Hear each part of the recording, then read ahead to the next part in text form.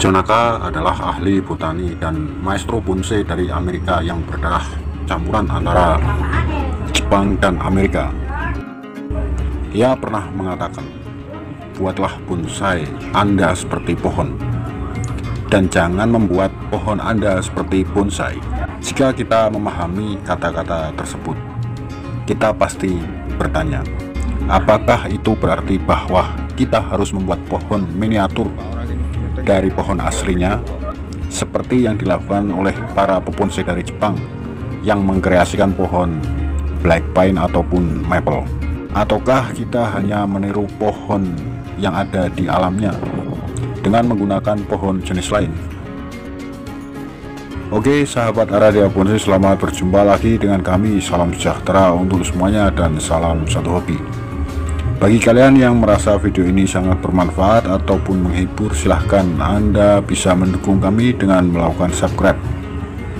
Karena di sini masih banyak lagi artikel-artikel serta ilmu perbonsaian yang mungkin akan bermanfaat buat kalian semua yang masih tengah kami buat. Lalu jangan lupa pula untuk like serta aktifkan notifikasi loncengnya agar kalian tak ketinggalan video-video terbaru dari kami. Oke, marilah kita lanjutkan. Dari ungkapan John Naka tersebut, kemudian banyak argumen bermunculan dari para akademisi serta para penggiat seni bonsai. Sebagian mereka ada yang berpendapat bahwa seni bonsai adalah seni membuat miniatur dari pohon aslinya. Mungkin karena rujukan mereka adalah pohon-pohon seperti beringin, maple, black pine, ataupun pohon berdaun runcing yang hanya dimiliki oleh keluarga cemara, yang artinya tidak bisa ditiru oleh pohon lain. Namun di lain pihak, tidak sedikit pula yang tak sepaham, karena jika kita harus membuat bonsai sebagai miniatur pohon sesuai spesies aslinya di alam, artinya banyak jenis-jenis tanaman yang tidak layak dijadikan bahan bonsai, karena banyak pohon yang tidak bisa tumbuh besar menjadi pohon berkayu keras.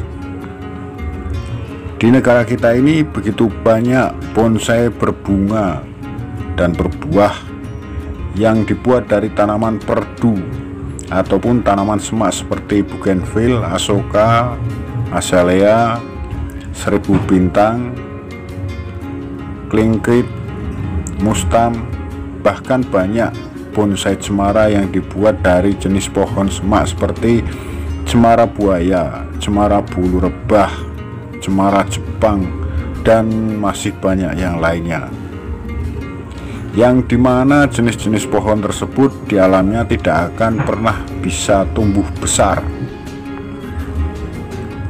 Berkaitan pendapat tersebut tadi, secara gamblang Robert Stephen, salah seorang maestro bonsai dari Asia Pasifik yang berasal dari Indonesia, berasumsi adalah hal yang tidak tepat. Dan ia berpendapat, menurutnya penggiat seni bonsai tidak untuk ditekankan membuat miniatur pohon dari pohon aslinya, tetapi hanya meniru pohon di alam dengan menggunakan pohon lain. Kita atau para penggiat seni bonsai disarankan idealnya adalah meniru karakter pohon tertentu, membuat kemiripan pohon tertentu di alam dan menyederhanakannya ke dalam bentuk yang sederhana tanpa melupakan segi estetika, bukan membentuk miniatur pohon dengan menggunakan pohon aslinya dalam skala perbandingan yang proporsional. Juga ada kalanya pula mempergunakan simbol-simbol fitur spesies tertentu untuk meniru jenis pohon tertentu, sebab otak manusia selalu berinteraksi menggunakan referensi alam yang berdasarkan kepada kemiripan dan generalisasi dalam fungsi kognitif. Contoh sederhananya adalah bonsai santiki yang dapat meniru pohon olive, atau bonsai sapu-sapu yang dapat meniru pohon cemara tua yang besar di alamnya dan segala macamnya.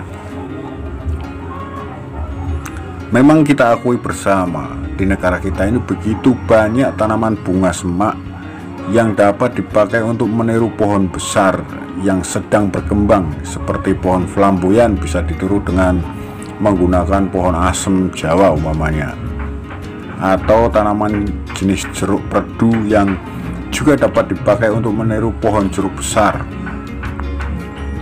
Terus jenis malpighi atau yang sering kita kenal dengan nama xianxi atau cherry dapat meniru pohon apel.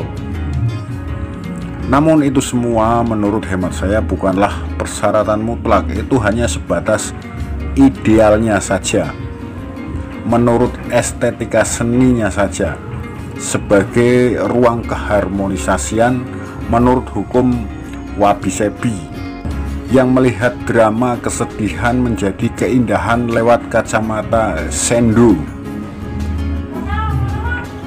Sekali lagi, itu hanya sebatas bagaimana luasnya dari sudut estetika seni saja. Karena sebenarnya seperti yang kita semua ketahui, di sini ada beberapa jenis pohon bunga dan buah yang diadopsi menjadi bonsai, namun hanya lebih sekedar sebagai pohon hiasan daripada sebagai sebuah kemiripan seperti pohon besar. Seumpama azalea atau bunga sepatu, di mana skala ukuran bunganya memang sulit untuk diumpamakan seperti pohon besar. Tetapi realitanya banyak yang tetap menyukainya dan mengkreasikannya sebagai bonsai, karena memang bunganya yang indah dan itu banyak disukai. Oke, aneka ragam argumentasi yang saling menepis antara satu pendapat dengan pendapat lainnya, apapun itu pendapatnya dan siapapun mereka itu, semua menurut hemat saya bukanlah persyaratan mutlak. Sebagaimana Robert Stephen yang coba mematahkan argumentasi pertama tadi, namun argumentasinya pun belum tentu jaminan 100% benar. Alasannya adalah dalam pendapatnya tersebut ada beberapa pengecualian yang sulit diterima. Kenyataannya seperti yang saya sampaikan tadi, yakni ada beberapa pohon yang hampir tidak mungkin untuk ditiru dengan jenis tanaman lain. Di antaranya pohon maple yang bentuk daunnya seperti telapak menjari, atau pohon beringin tua dengan akar menggantungnya. Kalau kita mendesain bonsai pohon maple umpamanya, tentu saja tidak akan efektif untuk meniru karakter pohon berdaun jarum seperti cemara yang berbentuk segitiga, atau meniru karakter pohon akasia di Afrika, karena tidak akan pernah ideal. Kendati demikian, kita dapat menyikapinya dengan Brazilian Rain untuk meniru akasia tersebut, atau dengan asam yang agak besar. Tetapi kita tidak dapat meniru pohon beringin tua dengan menggunakan jenis pohon cemara tentunya. Kesimpulannya adalah bahwa meniru pohon berdaun lebar dengan jenis berdaun jarum akan kurang ideal. Demikian juga meniru pohon berdaun jarum dengan menggunakan tanaman jenis berdaun lebar akan terlihat aneh dan kurang bagus. Tetapi bagaimanapun adanya, semua pendapat di atas tidak semuanya salah, walaupun tidak serta-merta benar adanya. Semua pendapat punya sisi kekurangan masing-masing yang tentunya masih butuh penyempurnaan. Namun sesungguhnya dari hal tersebut dapat kita petik sebagai pelajaran berharga dalam kita berkarya. Singkatnya, kita harus menjadi pribadi sebagai penggiat seni yang bijak. Apa-apa yang baik bisa kita pakai untuk menyempurnakan kekurangan yang selama ini kita anggap baik, namun masih kurang. Sedang yang tidak etis menurut ego kita, sebaiknya kita simpan saja sebagai bahan pembanding terhadap kemampuan kita berolah seni.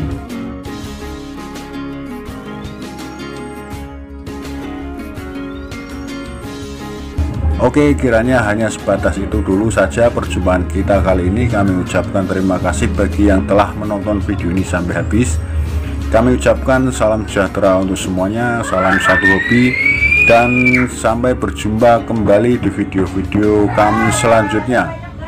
Akhir kata, wassalamualaikum warahmatullahi wabarakatuh.